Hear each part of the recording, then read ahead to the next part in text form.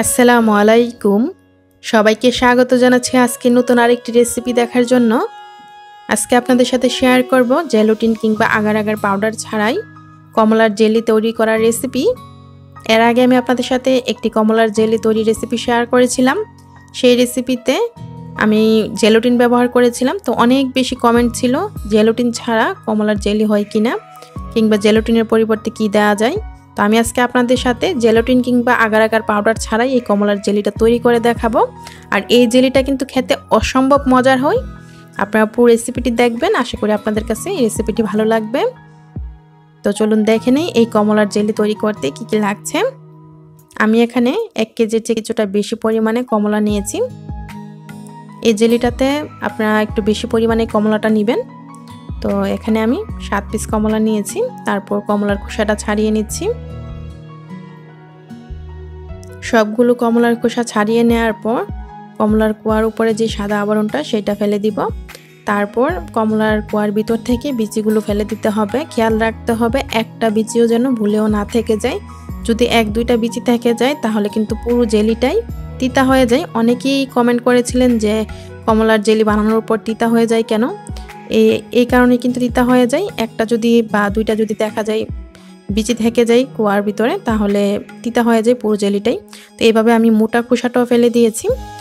তো এইভাবে আমি সবগুলো কমলার কোয়া নিয়ে নিয়েছি, বিচিগুলো ফেলে দিয়ে মোটা খোসাটাও ফেলে দিয়ে নিয়েছি, তাতে আর কোনো চান্স থাকে না তিতা হওয়ার জেলিটা। এখন আমি এই কমলার কোয়াগুলোকে ব্লেন্ডারে ব্লেন্ড করে নিব। আর আমি 2 ফোঁটা রেডম্যানের অরেঞ্জ ফুড কালার ব্যবহার করেছি। ব্লেন্ডার করার সময় 2 ফোঁটা কালার দিলে খুব সুন্দর একটা কালার চলে আসে। ফুড কালারটা একদমই অপশনাল, আপনারা চাইলে দিবেন, না দিলে কোনো সমস্যা নাই। তারপর আমি এরকম একটা ছাঁকনিতে ছেঁকে নিচ্ছি। কমলার জুসটা ছেঁকে নেওয়ার পর যে আবরণটা থেকে যাবে, মানে যে আঁশগুলো থেকে যাবে সেই আঁশগুলো ফেলে দিব।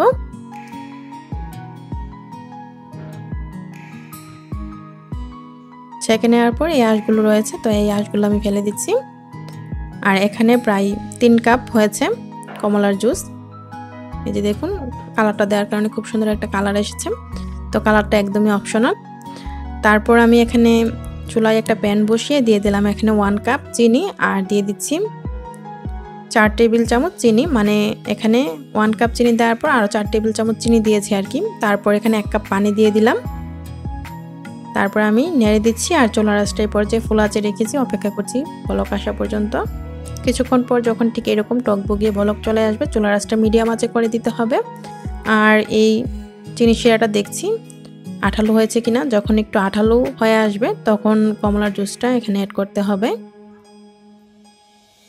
প্রায় 5 মিনিট জাল করে নেওয়ার পর এখন আমি এই কমলার জুসটা দিয়ে দিচ্ছি এই চিনি শিরায়। এখন আমি চুলার আঁচটা মিডিয়াম টু হাই হিটে রেখেছি আর এইভাবে অনবরত নেড়ে দিতে হবে। কিছুক্ষণ পর প্রায় 3-4 মিনিট পর আমি এখানে দিয়ে দিচ্ছি 1 চিমটি পরিমাণে লবণ। লবণের পরিমাণ কিন্তু বেশি দেওয়া যাবে না, শুধু 1 চিমটি লবণ দিলেই হবে, তাতে করে জেলির স্বাদটা বেড়ে যাবে। তো এখন আমি এভাবে অনবরত নেড়ে অপেক্ষা করছি এই জেলিটা কিছুটা ঘন হয়ে আসা পর্যন্ত। এই যে দেখুন এটা কিন্তু প্রায় 7 থেকে 8 মিনিট জাল করার পর ঠিক এই পর্যায়ে চলে এসেছে। এখন আমি দিয়ে দিব এখানে লেবুর রস।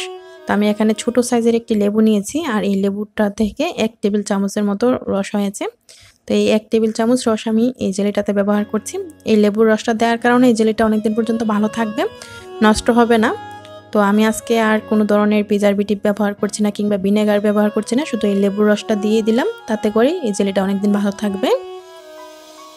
এখন প্রায় আরও 10 মিনিট জাল করে নিব। আরও 10 থেকে 12 মিনিট জাল করে নেওয়ার পর দেখা যাবে এটা হয়ে গিয়েছে। তো আমি প্রায় 7 থেকে 8 মিনিট পর এটা চেক করে নিচ্ছি। আমি একটা প্লেটে নিয়ে চেক করে নিচ্ছি। তা প্লেটটা রেখে দিচ্ছি অল্প একটু নিয়ে ঠান্ডা হওয়া পর্যন্ত। আর এটা কিন্তু অবশ্যই এভাবে অনবরত নেড়ে দিতে হবে। তো 2 মিনিট পর জেলিটা এই যে দেখুন ঠিক এরকম হয়েছে। আর 2 মিনিটে কিন্তু ওই জেলিটা আরও জাল হয়েছে। তো 2 মিনিট পর বোঝা যাচ্ছে এটা হয়ে গিয়েছে। এই পর্যায়ে চুলা থেকে নামিয়ে নিতে হবে। এটা ঠান্ডা হওয়ার পর একদম জমে যাবে। তো এখন এই পর্যায়ে আমি চুলাটা বন্ধ করে দিয়ে প্যানটা নামিয়ে নিচ্ছি।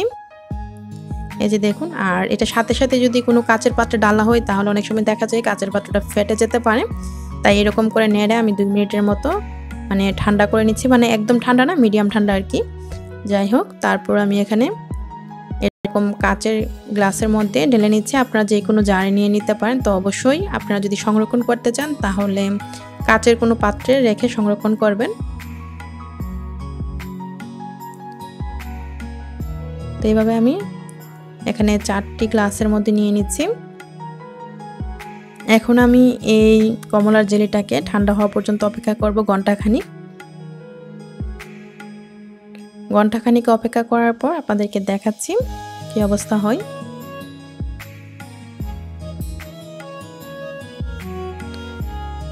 প্রথমে এরকম একটু নরম দেখা যাবে, তো প্রায় ঘন্টাখানিক পর দেখাচ্ছি। এই যে দেখুন, প্রায় 1.5 ঘন্টা পর মোটামুটি এখন একটু গরম আছে, তারপরও দেখাচ্ছি আর কি।